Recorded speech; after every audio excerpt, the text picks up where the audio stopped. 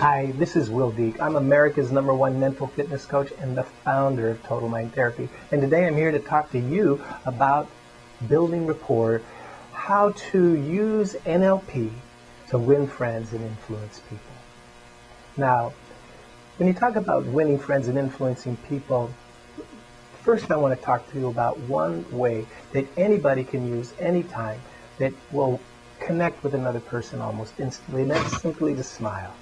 When you smile at another person, you connect with them, and the other person smiles back. We do that as babies with our parents, and we do it as adults with other people. Now, there's two real scientific reasons that smiling makes that connection. The first is that you can't do anything but feel good when you smile, and it's easy to make a connection with another person when you smile. There's scientific evidence that shows that. In fact, if you don't believe me, try this. Try feeling bad and grinning and looking at the ceiling, or just grinning in general. I know grinning and looking at the ceiling seems silly, but if grinning and looking up at the ceiling makes you feel better, why don't you do it? Anyway, second thing the reason that smiling is so powerful is it disarms the person's you're talking to reptilian brain. The limbic system, the reptilian brain, will see you as a threat until you disarm it. And one of the easiest ways to do it again is just to smile.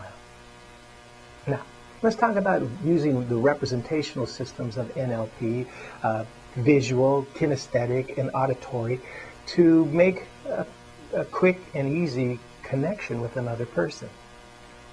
Now, let's say that you're talking to another person about a play that they went to.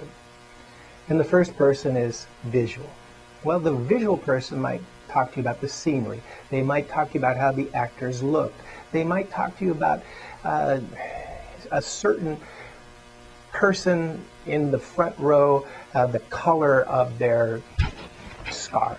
Who knows what they'll talk to you about. But they're going to talk to you in pictures, images, those types of things. Well, the easiest way to connect with a person that's visual is talk to them in the same way. Oh, I see what you mean. Oh, that's quite an image you're painting for me. That I can picture that. The second way, of course, is auditory. If a person's auditory, they hear things. Well, if they hear things, then they're going to say things like, I hear you. That sounds good to me. They might talk about how the orchestra sounded in the play. They might talk about the tone of the voice of one of the actors.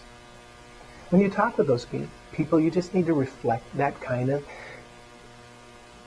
information back to them. So, for example, that sounded right. I hear you.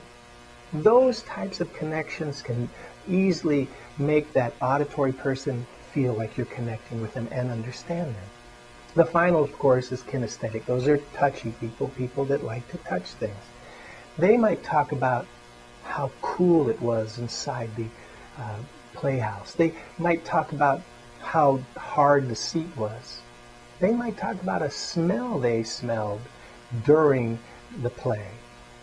Well, those kind of people, you want to use words like, oh, I can tell that touched you. That type of terminology resonates with a kinesthetic person. And when you can resonate with a kinesthetic or auditory or visual person, it doesn't matter. If you use the same language, it's similar to using the same language of a person that doesn't speak English. Let's say they're Chinese and you speak Chinese to them. You connect with them. But if they speak Chinese and you speak English, you never connect with them. And that's why sometimes people have problems connecting with their children or people at work, because they're using different languages. They think it's the same language, but it's not. So, real easy, kinesthetic, auditory, visual, listen for words, and try to connect using the same type of vocabulary. You'll make amazing difference in your life. Again, I'm Will Deek. I'm the founder of Total Mind Therapy and America's #1 mental fitness coach, and I'm wishing you nothing but success. Have a wonderful day.